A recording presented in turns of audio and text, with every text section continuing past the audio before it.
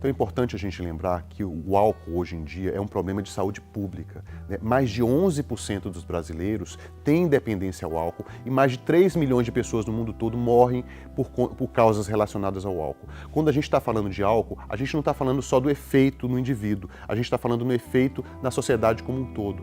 A gente está falando de mortes no trânsito, violência doméstica, violência de uma maneira geral. A boa parte dos crimes são cometidos porque são permeados pelo álcool. A gente está falando de suicídio. Quando as pessoas se matam, muitas vezes elas consumiram álcool para conseguir levar a cabo aquele ato tão violento. A gente está falando de um impacto muito grande na sociedade e na família de uma maneira geral. De um impacto nas crianças, que são filhas de pessoas que têm problemas com álcool e que vão levar problemas psicológicos ao longo de toda a vida. A gente está falando de pessoas que vão ter dificuldades no relacionamento afetivo e conjugal porque foram filhas ou filhos de pessoas que tiveram problemas com o álcool. Ou seja, vai muito além dos problemas físicos do álcool. Então, os prejuízos do álcool vão muito além daquilo que afeta apenas o indivíduo. A gente sabe que o álcool causa doenças gastrointestinais, causa câncer, causa quadros demenciais, causa depressão, causa ansiedade, mas o álcool é um câncer, de certa forma, que afeta toda a sociedade e vai muito além do impacto que aquilo tem no indivíduo.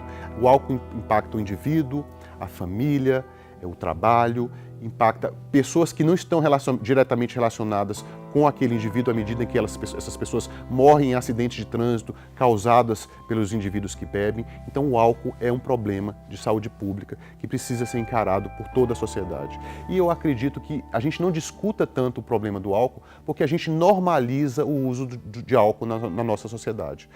A indústria da bebida vende muito e gera bastante dividendos para a sociedade e, de alguma maneira, ela vende a ideia de que beber álcool ou consumir álcool é uma coisa legal. Então a gente precisa começar a questionar isso e quanto mais ações a gente tiver para educar e restringir o uso de álcool e limitar o uso de álcool a determinados contextos, a gente sabe que a gente vai estar salvando vidas. Outras questões importantes que nós devemos levar em consideração também são as políticas de prevenção. Nós devemos falar abertamente a respeito desses assuntos com nossos filhos, com os nossos adolescentes, com os nossos adultos jovens. Essas questões precisam estar presentes nas discussões dentro das escolas e das universidades. Essas informações chegam para essas pessoas de forma distorcida, muitas vezes tendenciosas apenas aos efeitos positivos das drogas e do álcool. Nós devemos ampliar essa discussão para aquilo que de fato corresponde com a realidade. A realidade do álcool e das drogas no mundo é uma realidade triste que leva pessoas, famílias a sofrimento extremo e a perda de controle do próprio comportamento, que nós podemos imaginar a angústia que é uma pessoa que consome álcool e drogas sem conseguir controlar esse consumo, o quanto que isso impacta esse indivíduo nos seus planos de vida, nos seus sonhos, nos seus projetos de futuro. Nós estamos falando aqui mais do que o impacto disso sobre a saúde pública. Nós estamos falando disso, do impacto disso sobre uma vida, sobre uma família, sobre possibilidades que são interrompidas quando esse uso se torna um uso problemático.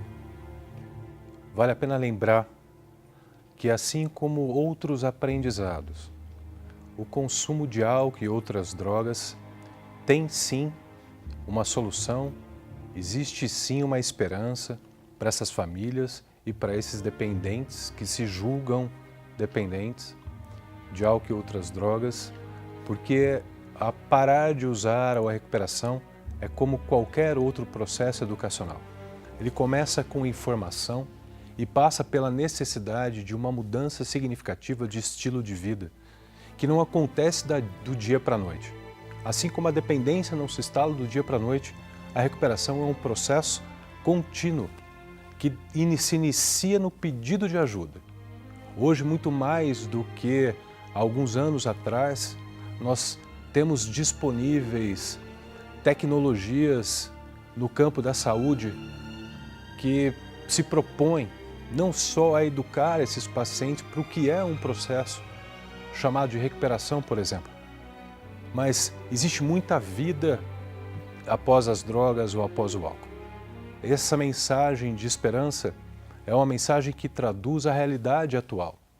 Nós não precisamos mais tratar os nossos dependentes como pessoas incorrigíveis ou pessoas com caráter doentio. Tudo isso deve ficar para trás.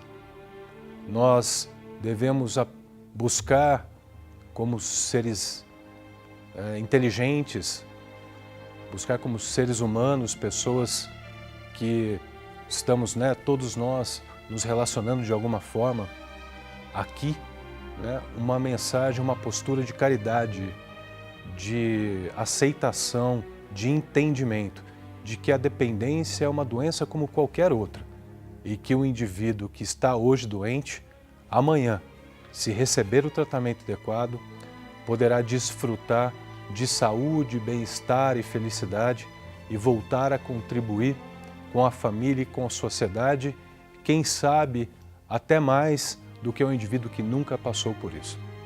Então, a mensagem que eu deixo aqui agora é que, desde a espiritualidade até ações específicas de tratamento que passam pelo conhecimento técnico, tudo isso junto deve ser considerado, porque hoje o tratamento é uma realidade possível e os nossos doentes, nossos entes queridos não precisam mais morrer antes de receber a orientação e o apoio da família, da sociedade, das irmandades anônimas, da espiritualidade, das comunidades religiosas, que todos nós, profissionais, unidos, todos nós, seres humanos, unidos, podemos ajudar muito mais do que julgar os nossos pacientes como foi no passado.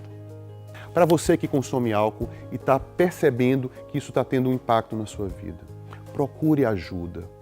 Uma das maiores dificuldades é o orgulho, é a vaidade de dizer que perdeu o controle. Muitas vezes as pessoas acham que isso é sinônimo de fraqueza. Eu queria que você que estivesse me ouvindo considerasse que identificar um momento na vida em que a gente precisa de ajuda é um sinal de fortaleza, é um sinal de que você é maduro o suficiente para encarar um problema de frente. Então, busque ajuda, admita para si mesmo que o álcool tomou o controle da sua vida e que você não tem tanto controle sobre tudo e ninguém tem controle sobre tudo. Todo mundo vai precisar de ajuda em algum momento. E ser forte, ser um homem de verdade, por exemplo, é você assumir que existem coisas importantes que você preza e você não vai deixar o álcool arruinar coisas que são tão importantes para você e você é capaz de buscar ajuda. Então pare para pensar nos impactos que o álcool está tendo na sua vida e como a sua vida poderia ser diferente se você conseguisse se livrar dele. E pare para buscar ajuda e pense em alguém que você confie para ser a primeira ponte entre você e o tratamento. Um amigo, um padre, a sua esposa, alguém que pudesse ser uma fonte de inspiração e alguém cuja mão estendida seria algo que você não poderia recusar. E se você tem um familiar que tem problemas com álcool e que não admite esse problema, você pode começar, em momentos em que ele esteja sóbrio, a falar sobre a sua preocupação, sem apontar o dedo, sem julgar, sem elevar o tom de voz, mas falar, abrir o seu coração e dizer: eu estou muito preocupado, porque eu vejo que muitas coisas não estão indo bem na nossa vida. Eu estou preocupado com o impacto que o álcool está tendo na sua vida e na nossa vida. E eu sei que você sempre diz que tem controle, que isso é bobeira, mas eu queria que você me ouvisse, porque eu estou percebendo vários indícios de que as coisas não estão caminhando bem. Você tem chegado tarde ao trabalho, você tem alterado o tom de voz, você tem se recusado a estar com sua família para beber, os seus filhos estão percebendo que tudo que você faz é permeado pelo álcool. E eu queria que você percebesse, se você acha que você mantém controle sobre o álcool, eu queria que você parasse para prestar atenção no que está acontecendo à sua volta e como isso está afetando as pessoas que você ama. Eu queria saber se você está disposto a gente conversar um pouco sobre isso e abrir o seu coração e a gente ter uma conversa de coração para coração, para que a gente possa juntos tentar encontrar uma solução. Eu não sei qual é a solução disso, mas eu acho que a gente precisa começar a conversar a esse respeito e abrir uma porta para a gente pensar em algumas mudanças que a gente pode implementar na nossa vida.